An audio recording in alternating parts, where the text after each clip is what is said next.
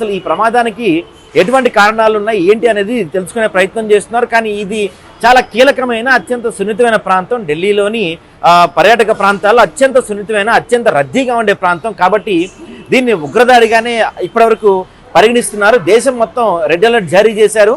అన్ని మెట్రో స్టేషన్స్లో, అన్ని ప్రధాన నగరాల్లో, బస్ స్టాండ్ల వద్ద, రైల్వే స్టేషన్ల వద్ద భద్రత కట్టుదిట్టం చేశారు. ఒక పక్కన రేపు బీహార్లో రెండో విడత అంటే చివరి విడత రేపు బీహార్లోను, హైదరాబాద్లో జూబ్లీ హిల్స్లోను, మిగతా చాలా ప్రాంతాల్లో రేపు ఎలక్షన్స్ ఉన్న టైంలో ఇలాంటి పేలుడు సంభవించడం దేశం మొత్తం ఒక్కసారిగా ఉలిక్కి పడిందని చెప్పొచ్చు. దీని వెనక ఎవరున్నారు? జైషే మహమ్మద్. అంటే ఈ జైషే మహమ్మద్ పాకిస్తాన్ ప్రేరేపిత ఉగ్రవాద సంస్థగా అందరికీ తెలుసు. ఈరోజు ఉదయం దానికి సంబంధించిన 7 వైట్ కాలర్ టెర్రరిస్టుల్ని ఈరోజు ఉదయం వాళ్ళ యొక్క భయంకరమైన ఉగ్ర కుట్రని భగ్నం చేసి వాళ్ళ దగ్గర నుంచి దాదాపుగా 3000 కిలోల ఐడియా అంటే పేలుడు పద్ధతులు ఉపయోగించే ఆర్డీఎక్స్ లాంటి 3000 కిలోల పేలుడు పదార్థాలు ఈరోజు ఉదయం మన ఆర్మీ వాళ్ళు ఇంకా బీఎస్ఎఫ్ వాళ్ళు వీళ్ళందరూ కలిసి ఛేదించారు. హర్యానా పోలీసులతో కలిసి ఆ కుట్రను ఛేదించి దాన్ని స్వాధీనం చేసుకుని, అది స్వాధీనం చేసుకున్న కొన్ని గంటల్లోపే ఈ ప్రమాదం జరగటం దేశవ్యాప్తంగా దిగ్భ్రాంతికి గురి చేస్తుంది. ఎందుకంటే ఢిల్లీ మన దేశ రాజధాని.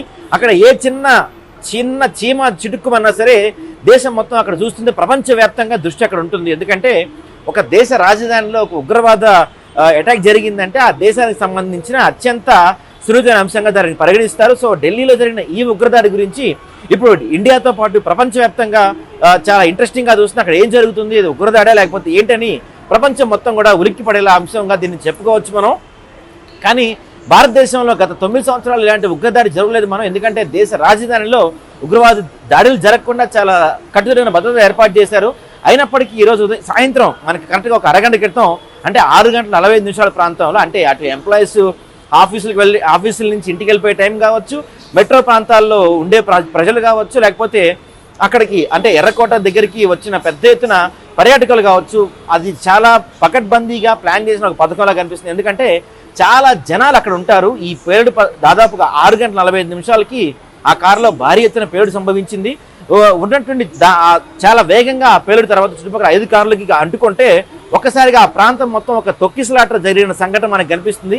అసలు అక్కడ ఏం జరుగుతుంది, ఏం జరగబోతుందని ప్రజలకు అర్థం కాలేదు.